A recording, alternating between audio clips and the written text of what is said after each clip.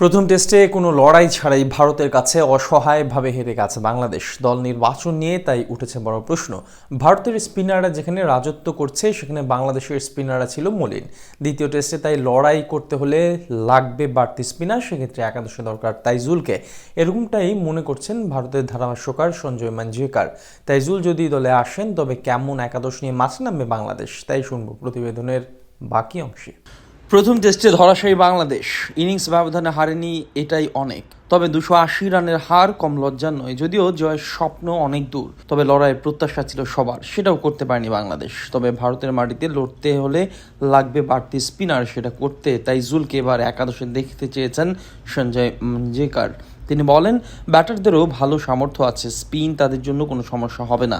Turning পিচে তাইজুল আসলে ভারতকে বিপদে ফেলে দিতে পারে। ভারতে খেললে আসলে আপনি চাইবেন না 3 পেসার খেলাতে। গ্রিন টপে খেললেও তৃতীয় বা চতুর্থ দিনে গিয়ে পিচ টার্ন করবে। 2জন পেসারই যথেষ্ট, তাইজুলের ফেরা উচিত। তাইজুল যদি ফেরেন তবে 27 তারিখ কানপুরে শুরু হতে যাওয়া দ্বিতীয় টেস্টে কেমন হবে একাদশ। প্রথম পরিবর্তন আনা লাগবে ওপেনিং পজিশনে। ভারতের 3জন ডানহাতি ফাস্ট বোলারের সামনে বিপাকে পড়তে যাচ্ছে বাংলাদেশের 4জন টপ অর্ডার বাঁহাতি ব্যাটারকে। তাই লড়াই টিকতে হলে শুরুতেই আনা লাগবে পরিবর্তন। একাদশের সুযোগ দেওয়া লাগবে মাহমুদুল হাসান জয়কে, আর দলের বাইরে ঠেলে দিতে হবে সাদমান কিংবা জাকিরের মধ্যকার একজনকে। দলীয় কম্বিনেশন ঠিক করতেই এই সিদ্ধান্ত নেওয়া লাগবে কোচ আর ক্যাপ্টেনকে।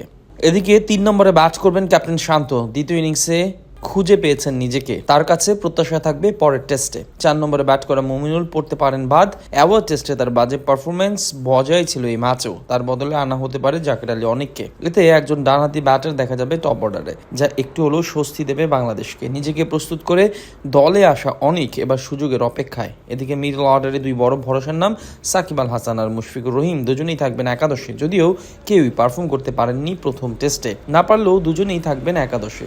7 আর 8 নম্বরে খেলবেন দেশের ক্রিকেটের 2 ইনফর্ম ক্রিকেটার লিটন দাস আর মেহেদী হাসান মিরাজ। দুজনেই পাকিস্তান সিরিজে ছিলেন দুর্দান্ত, তবে ভারতের সামনে এসে অসহায় ছিলেন উভয়ই। না হেসেছে ব্যাট, না ভালো বল করেছেন মিরাজ। যদি তাইজুলকে সত্যি ফেরানো হয় দলে, তবে পেস ত্রয়ী হতে বাদ দিতে হবে একজনকে। যদিও নিজের পেস ত্রয়ী নিয়ে বেশ খুশি শান্ত, তবে ভারতে এসে 3জন খেলা সত্যিই ঝুঁকি, যার প্রমাণ পেয়েছে প্রথম ম্যাচে। আর সেই কারণেই বদলানো লাগবে কৌশল। যদি তাইজুল ফেরেন তবে নাহিদ রানা বাদ পড়ার সম্ভাবনাই বেশি। অভিজ্ঞতার পারফরমেন্সের কারণে টিকে যাবেন হাসান আর তাসকিন আহমেদ। কানপুর টেস্টে সম্ভাব্য এরকম একাদশ নিয়ে মাঠে নামতে পারে বাংলাদেশ, যা সাহায্য করবে লড়াই করতে।